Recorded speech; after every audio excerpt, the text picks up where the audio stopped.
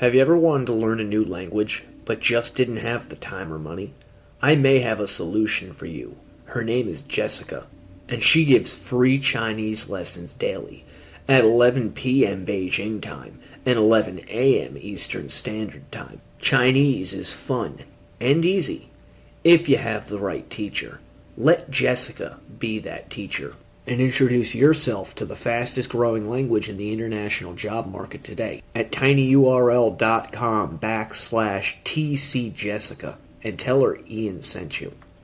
Do you like fine art but think it might be out of your price range? Do you have a vision for a painting that you'd like to see brought to life but you just don't have the skill? I might have a solution for you. Art by Daisy. With decades of experience, Daisy offers high-quality, affordable watercolor paintings suitable for hanging in your home, office, or even as a gift, with prices starting at just $55. Visit tinyurl.com/artbydaisy to find out more. Hello and welcome to the Deathcast. I'm your host, author, and journalist Ian Totten. I'd like to thank you for joining me as we prepare to take our fourth look at the Unabomber Ted Kaczynski. Before we get into it, as always, I have the normal show notes. If you would like to follow me on social media, just search for the Deathcast, Deathcast Official, or Deathcast Pod. You can find me on most social media platforms under any one of those monikers. However, if you want to interact with me on social media, your best bet is to either go to the Facebook group or to TikTok, where I am most active.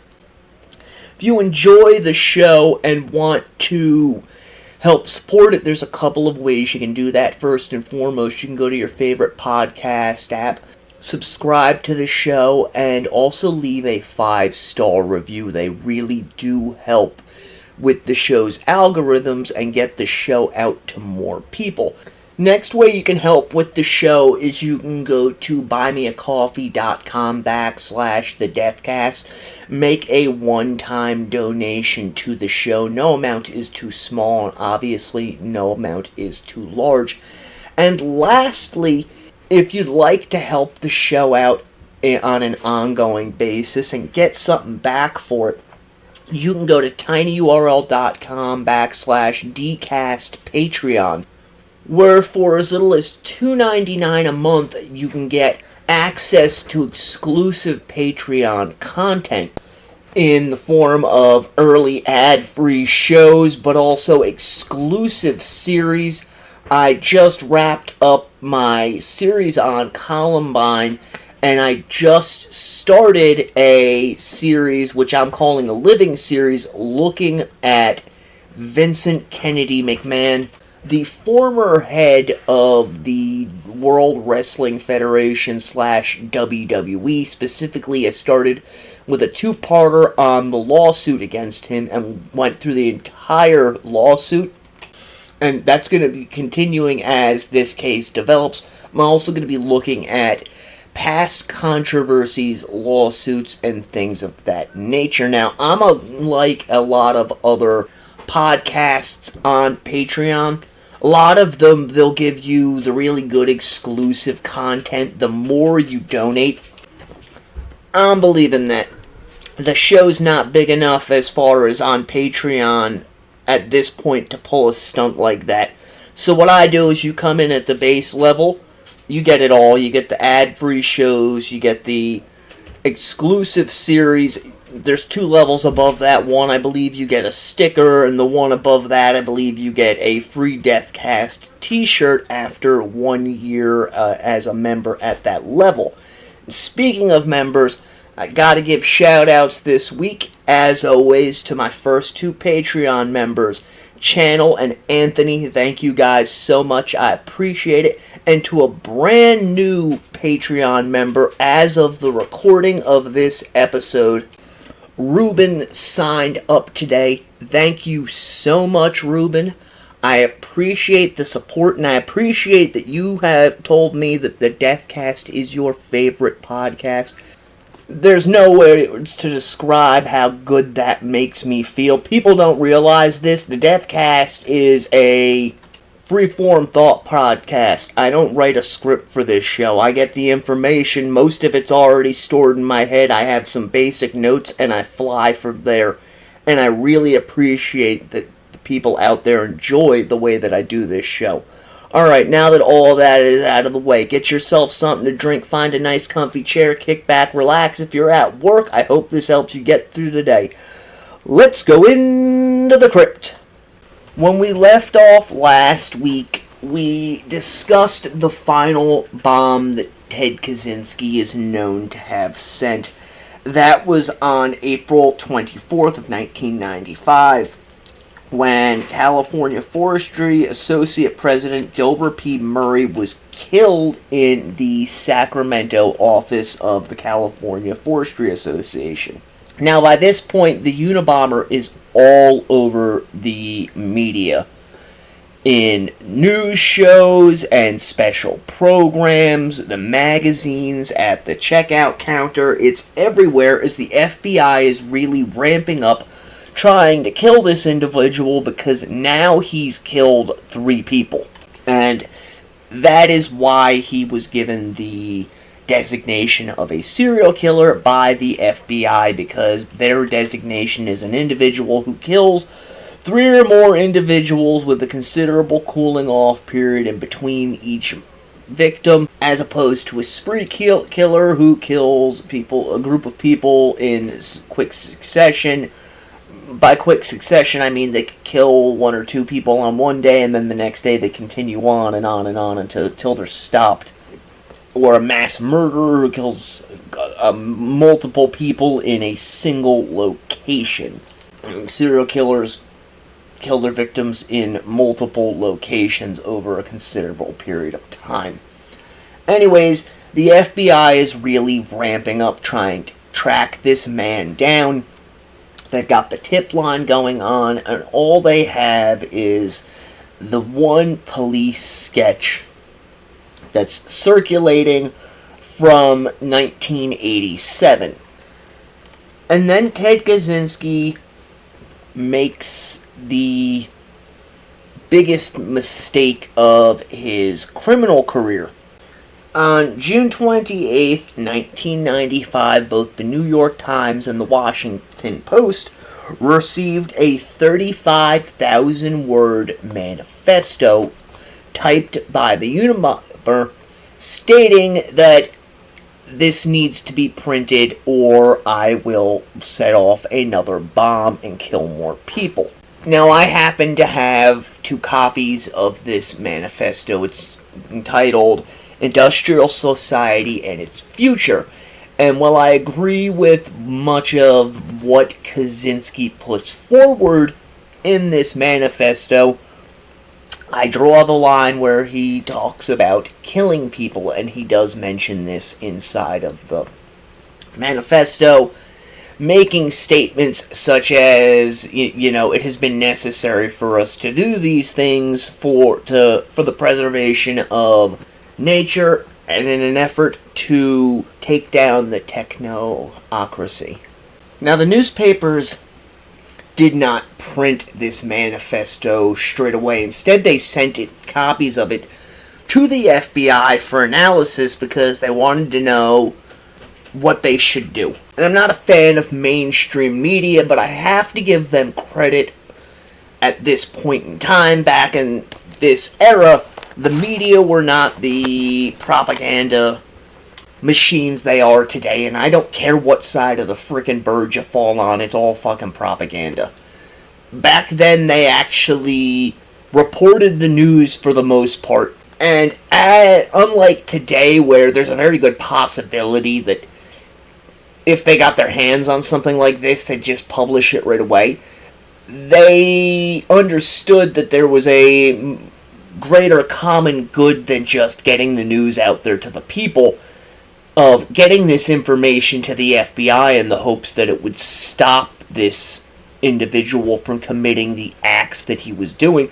Also to verify that, was in fact written by the individual calling themselves the Unabomber. The FBI did verify that this manifesto had in fact been written by the individual calling themselves the Unabomber. One interesting thing about this manifesto is that Kaczynski goes to very great lengths to make it seem as though what he is doing is more than just the work of one individual.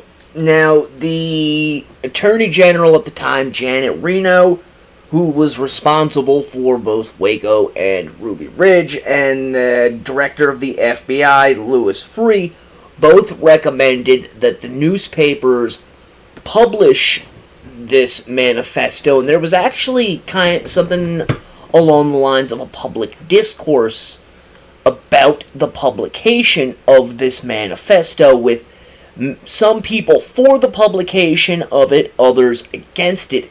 And interestingly enough, the Unabomber kept writing letters. In one, he stated that if one of these newspapers would in fact publish the manifesto, he would cease all terrorist activities. I have read some articles stating that it was believed that maybe this meant the individual responsible for this was going to take his own life. I've done a bit of extensive reading on Kaczynski, and I've read letters that he has written to friends of mine, and I've never encountered anywhere that during this period of time that was even remotely a consideration of Kaczynski. He simply wanted to get his ideas, which are brilliant, out to a larger audience, as opposed to the audience of one that was himself and occasionally his brother, David. Now, the FBI Attorney General's office were twofold in recommending that it be published. One train of thought was, well, if he follows through with what he's telling us and we don't do it and he sends a mother bomb, people are going to die. If we do publish it and he's telling the truth, then he will stop his terror campaign. But they also thought that someone might recognize the ideas and the style of writing inside of this manifesto. And as this public discourse is going on, Bob Guccione, the publisher of Penthouse magazine, offers to publish the manifesto, to which Kaczynski replies in a letter that Penthouse is not respectable enough to carry his ideas, stating, to increase our chances of getting our stuff published in some respectable periodical, they would reserve the right to plant one and only one bomb intended to kill after our manuscript has been published.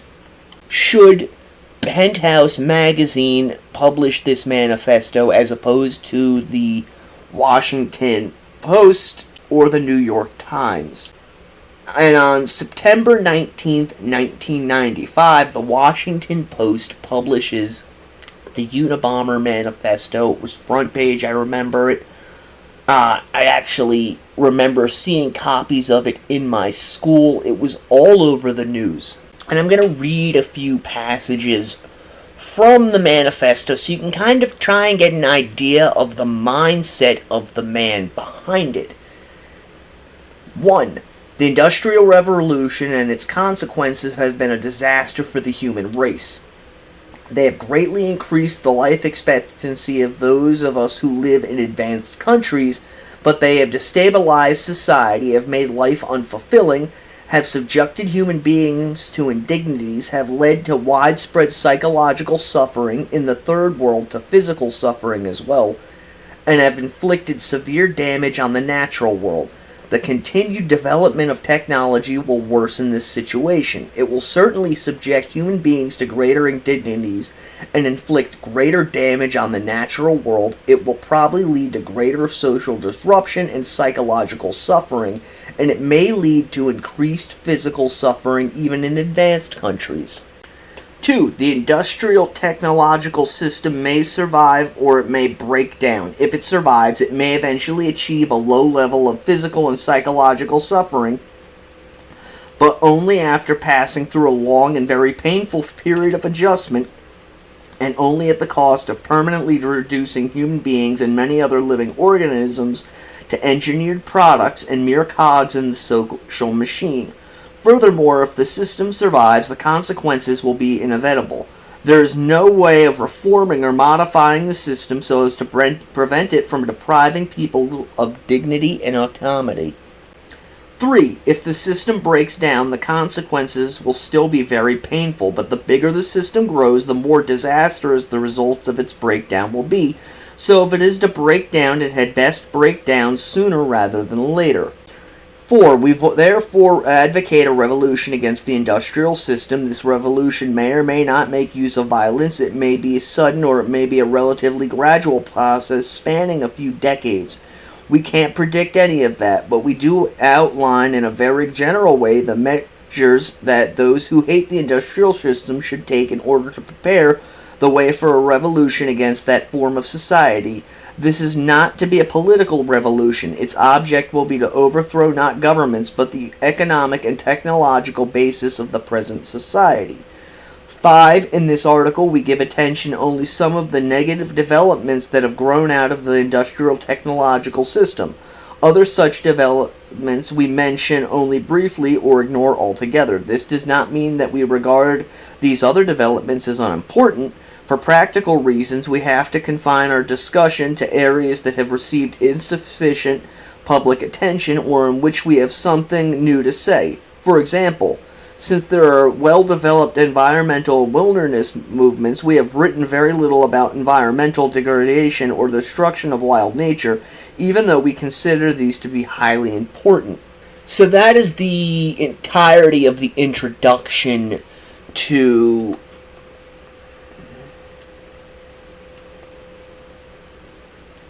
industrial society and its future.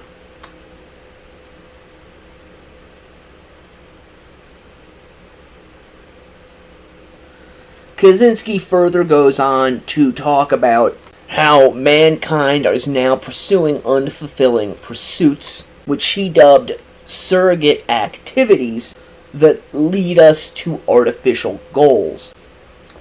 He posits on the idea that the more technologically advanced we become, the more enslaved we will become, and this is not a political show. I am apolitical in every regard in my private life.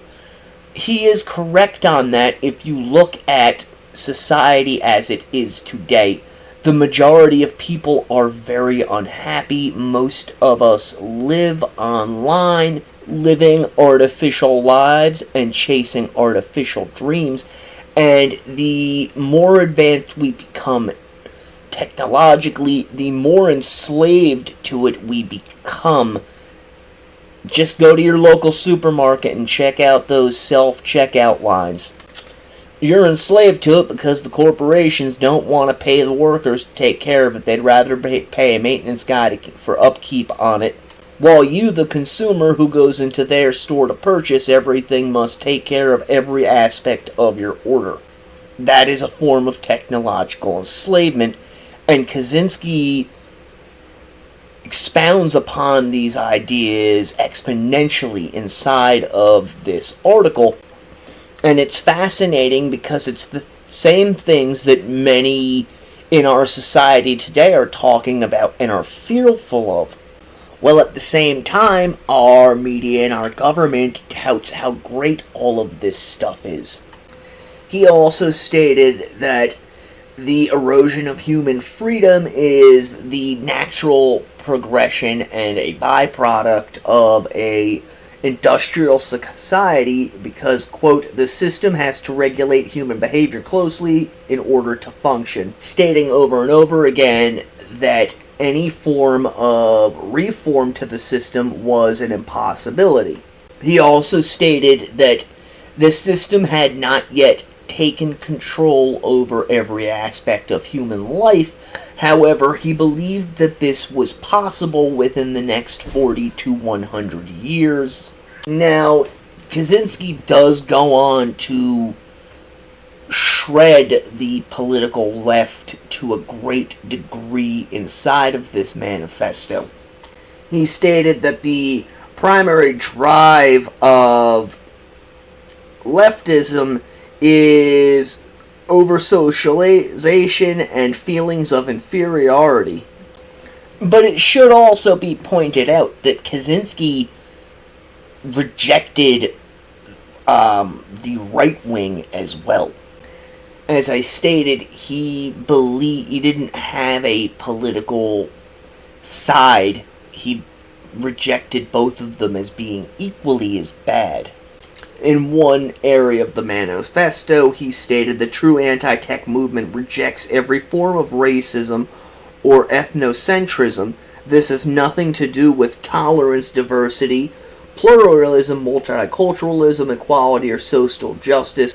The rejection of racism and ethnocentrism is pure and simple a cardinal point of strategy, while further pointing out that he viewed fascism and Nazi ideology as both a kook ideology and evil. In one section, he describes conservatives as fools who whine about the decay of traditional values, yet unenthusiastically support technological progress and economic growth. The manifesto was received by scholars as the work of an absolute genius. For the most part, there were detractors, but many saw the arguments put forth inside of this manifesto as being the work of someone with a massive IQ. Political science James Q. Wilson stated in an op-ed in the New York Times in 1998, "If it is the work of a madman, then the writings of many political philosophers, Jean-Jacques Rousseau, Thomas Paine, Karl Marx, are scarcely more sane. The Unabomber does not like socialization, technology, leftist political causes, or conservative attitudes. As apart from his call for an unspecified revolution, his paper resembles something that a very good graduate student might have written." Alston Chase, who, if you'll remember, was the Harvard alumni who wrote the essay about Kaczynski in The Atlantic, stated, "It is true that many believed Kaczynski was insane because they needed to believe it, but the truly disturbing aspect of Kaczynski and his ideas is not that they are so foreign, but they are so familiar. We need to see Kaczynski as exceptional, madman or genius, because the alternative is so much more frightening." Now, the FBI had released some information prior to the publication of the manifesto. Specifically, they believed that the bomber may have been from the Chicago area, had close ties to Salt Lake City, as well as to the Bay Area in California. Also, prior to the publication of the manifesto, the FBI had allowed excerpts from the manifesto to be released to the public. And it was these excerpts, in conjunction with the information that had been released by the FBI prior to all of this, that led David Kaczynski's wife to inform him that, you know, that kinda sounds like your brother.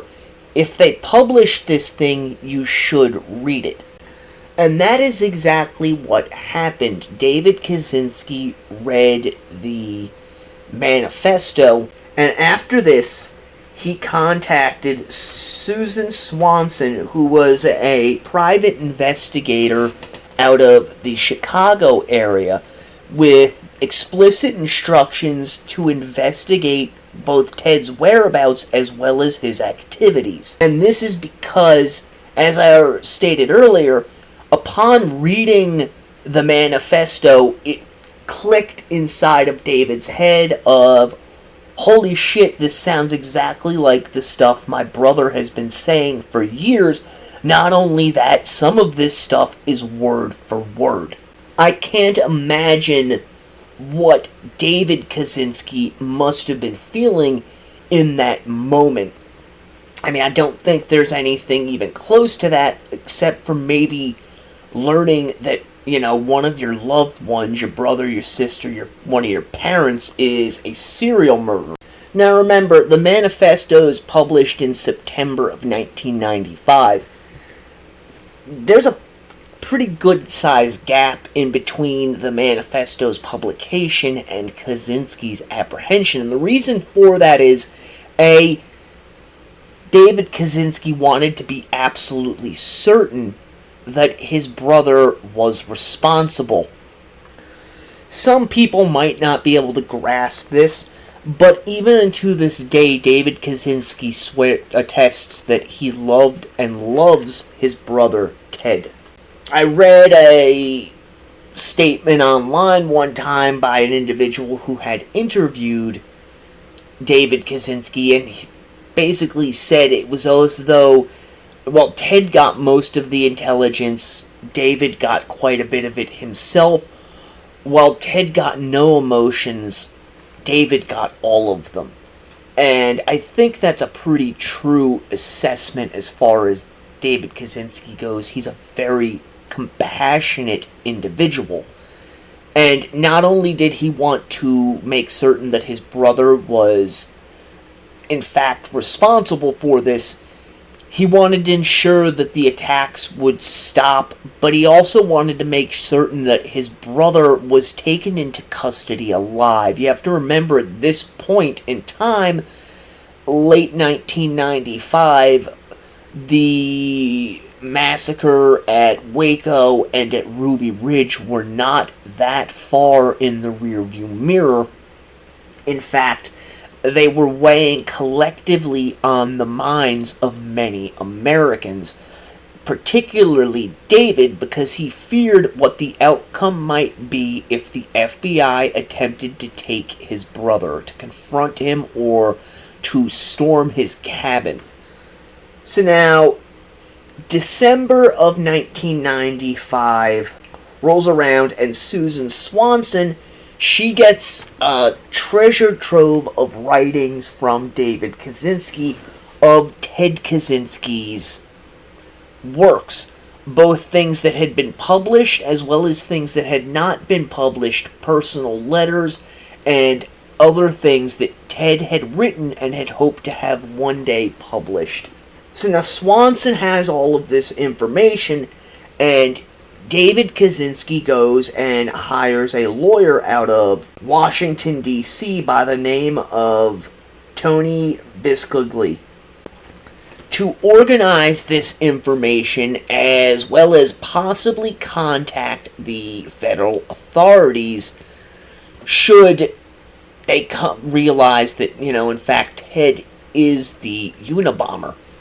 So one of this lawyer's investigators reaches out to a retired behavioral scientist for the FBI by the name of Clinton Van Zandt, who asks him to compare the manifesto with the letters that David had had. It should be noted, some sources state that the letters David turned over to this investigative team were typewritten off of the original handwritten notes that David had, and that this was done in order so that they couldn't make a handwriting analysis. They simply had to go on the thoughts and words inside of the pages. I have found others that stated, in fact, that it was the original handwritten notes that David turned over. In any event, Van Zandt returns with a response of there was a better than 60% chance that the same individuals wrote these letters. After this, Van Zandt has another group of investigators who he worked with look at these letters, and they returned an even higher probability, and it's at this point that Bisceglie is informed that his client should more likely than not go to the FBI, which is exactly what David Kaczynski had hired the lawyer for, because he did not believe that the FBI would take him seriously or would, in fact, even look into him. Unbeknownst to David and most of America, the FBI had no viable suspects for the Unabomber. Had David Kaczynski not come forward, it's very probable that Ted Kaczynski would never have been brought into custody, because one piece of information that was held back is the fact that there were different fingerprints on the letters that were mailed as well as on the bombs, and none of them matched Ted Kaczynski. And some of this has to do with the fact that Kaczynski wore gloves, others that he would have people handle the letters or the packages before he delivered them. How exactly he got them to do that, I am uncertain, but it's a fact that his fingerprints were nowhere on these packages and letters. Before you go jumping off the deep end, no, I'm not saying that there was a conspiracy. There's never been any evidence, nor has Ted Kaczynski ever stated that there was anybody involved in the attacks other than himself. Also from these letters, Van Zant's teams came to the conclusion that the individual who had written them was in his mid-40s to mid-50s, more likely than not had a doctorate and had withdrawn from society. David Kaczynski's lawyer then contacts an FBI agent by the name of Molly Flynn. He gets her a copy of an essay that Kaczynski had written in 1971. Flynn then forwards this essay to the San Francisco task force, and one of the members who was on that task force was a man by the name of James R. Fitzgerald. And it was quickly determined that the author of the manifesto and this essay were one and the same. And it was from all of this that the head of the investigation, Terry Churchy, was able to get an affidavit for a search warrant. So very quickly the FBI finds out who the source of all this material is, and they arrange for a meeting between David, his wife, and their lawyer. And during this meeting and subsequent ones that come out of this, David gives them letters, including letters that were in their original envelopes, to the FBI. And with this, the FBI is able to further strengthen their case, because they're able to look at the postmarks on these envelopes and match them to areas where crimes had been committed. Now, I'm not saying all of these envelopes matched an area where a bomb had been discovered or had gone off, but there was enough that they were able to place Ted Kaczynski in these areas during this period of time, along with what they suspected to be the movements of the Unabomber inside of that area during this time. So now a couple of things happen very quickly. The FBI assures David Kaczynski that, hey, your anonymity is safe with us. Nobody's going to find out about this. And right after they give him these assurances, the local media in Washington, D.C. learns of what's going on with the Unabomber and the fact that it's his brother who's turning him in. And they contact the FBI about this information, and the FBI is able to get them to give a 24-hour moratorium on them publishing this information while they try and get the affidavit finished and get out to Montana to arrest Ted Kaczynski. And that's one aspect of this case that I have a major problem with, is the fact that the news media believed now at this point, despite months earlier realizing that national security far outweighed the public's right to know, to go to the FBI with these affidavits, now they're putting headlines in front of national security and, even more importantly, individual security by wanting to go public with this information that they have concerning the suspect in the Unabomber case, as well as the individual who's turning this suspect in. Now, in this affidavit that they wrote up for the search warrant, it should be noted that there is a reference to the possibility of other individuals having written the manifesto, and this was because not everyone on board agreed with the assertion that Ted Kaczynski was the sole author of the manifesto. You can find the manifesto online. I have to warn you, it's extremely long. I've thought about including the majority of it in this podcast, but it's so long that I would be here for 2 to 3 episodes just reading it out. So instead, I'm going to recommend that if you really want to see what's inside of this affidavit, go online and search for it. It was written by Terry D. Turchi on April 3rd, and it gives a pretty comprehensive list of evidence found at each one of the bombing sites. So, the week of April 3rd, FBI agents had been descending upon Lincoln, Montana, working out ideas of how they were going to go about taking this man who had kept the country in the grip of fear for almost 2 decades. And it was decided that they would go in with extreme caution because nobody knew what Kaczynski had out at the property. They didn't know if he had booby traps or if he had weaponry like guns or bombs or any of that stuff set up. So prior to the actual takedown, the FBI kept Kaczynski under surveillance at his cabin.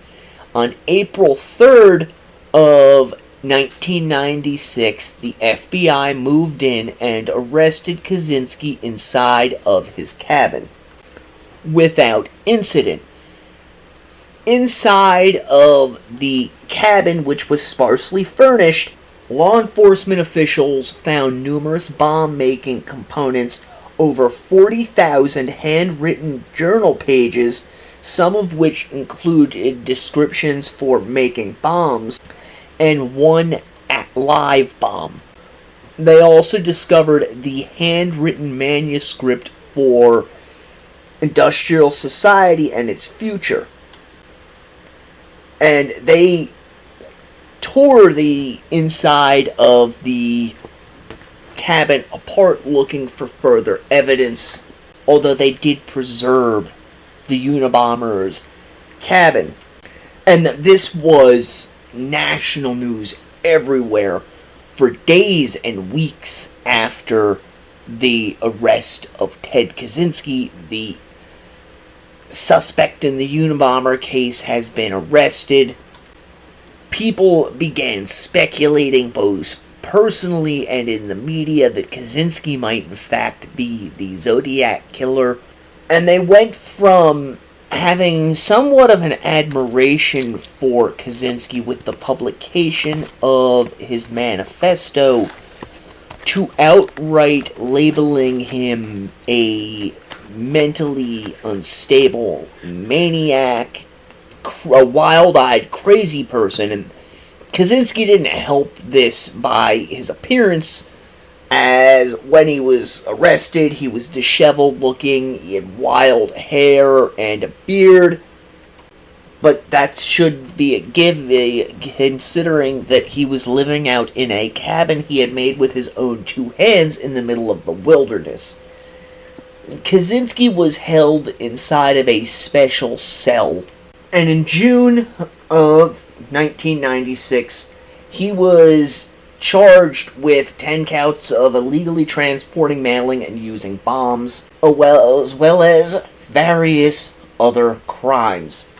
Initially, Kaczynski was represented by 2 local public defenders who had a psychiatrist look at Kaczynski and diagnosed him as a paranoid schizophrenic, an assertion that has been roundly debated and dismissed by almost everyone who has had contact with Ted Kaczynski. Kaczynski's lawyers wanted to put in an insanity defense, which was something that Kaczynski roundly rejected. So much so that he attempted to have his lawyers dismissed, instead trying to switch them out for Tony Serra, who is a civil rights attorney, activist, and tax resistor, tax denier from San Francisco. Now, this was in 1998. The judge refused Kaczynski's request, and on January 9th of 1998, Ted Kaczynski attempted to kill himself, using his underwear to try and hang himself. After this, he's placed on suicide watch, and now the talk of Kaczynski being a schizophrenic is really out there in the media because of this suicide attempt. It's believed by many that there's a possibility that Kaczynski's family may have helped fan these flames in an effort to try and spare Ted from receiving the death penalty, as most psychologists who interviewed Ted in the intervening years from the time of his capture to the time of his death stated that he was nowhere close to being a schizophrenic. And they found him to be a very straightforward, deep-thinking, lucid individual. On January 21st, 1998, Kaczynski is found competent to stand trial, with prosecutors moving to seek the death penalty. On January 22nd, 1998, Ted Kaczynski makes the unusual move and enters a guilty plea on all charges in order to avoid the death penalty. Now, Kaczynski would later try to withdraw this guilty plea, stating that the judge had coerced him into giving it. However, the judge overseeing things at this point denied his motion to appeal.